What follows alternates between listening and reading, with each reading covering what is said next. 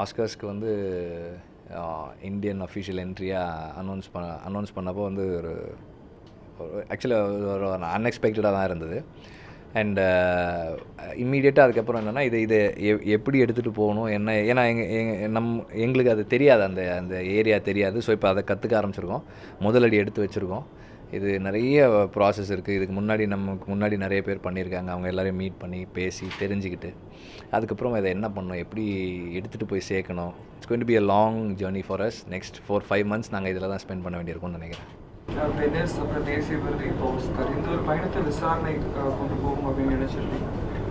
இல்லை, எப்போதுமே வந்து விருதுகளுக்காக படம் எடுக்கிறதே இல்லை. நாங்கள் ஒரு ஒரு ஒரு இதில் இருந்த உண்மை அல்லது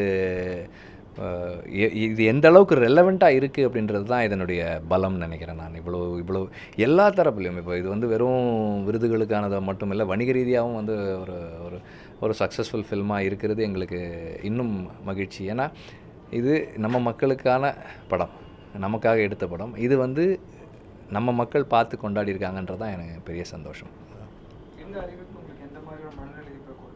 அதுதான் சொன்னேன், ரொம்ப அன்எக்ஸ்பெக்டடாக இருந்தது. It is a very unexpected thing. We are happy, சந்தோஷமாக தான் இருக்குது. பட் இது அடுத்த பயணத்துக்கான தொடக்கம்னு நினைக்கும்போது இன்னும் அதுக்கு நாங்கள் சீக்கிரமாக தயாராக வேண்டியிருக்கு. ஒரு படத்துக்கு வந்து பட்ஜெட் வந்து அளவுகோல் இல்லைன்னு நினைக்கிறேன். அந்த கதைக்கு தேவையானதை நியாயமாக செய்கிறது தான் பட்ஜெட்டுன்னு நினைக்கிறேன். பெரிய பட்ஜெட் சின்ன பட்ஜெட்னு கிடையாது. இந்த படத்துக்கு என்ன தேவையோ அதை நம்ம சரியாக பண்ணோம்னா அது கரெக்டான பட்ஜெட்டில், நல்ல பட்ஜெட்டில் எடுக்கப்பட்ட படம்னு தான் நினைக்கிறேன் நான். விசாரணையுடைய இந்த ஆஸ்கருக்கான அறிவிப்புக்கு அப்புறம் உங்களுடைய படைப்பு சார்ந்த விஷயங்களில் ஒரு பொறுப்பும் ஒரு சுமையும் கூடியிருக்கிறதா நீங்கள் நினைக்கிறீங்க?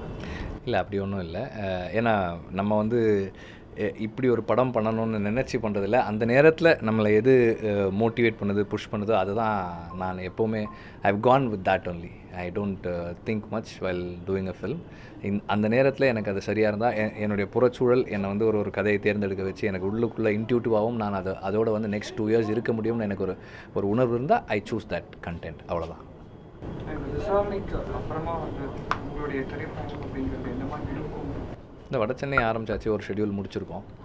So will have to wait and see. அது என்ன படமாக வரும்னு எங்களுக்கு தெரியாது. விசாரணை ஆரம்பிக்கும் போது எங்களுக்கு தெரியாது என்ன படமாக அது வரப்போகுதுன்னு.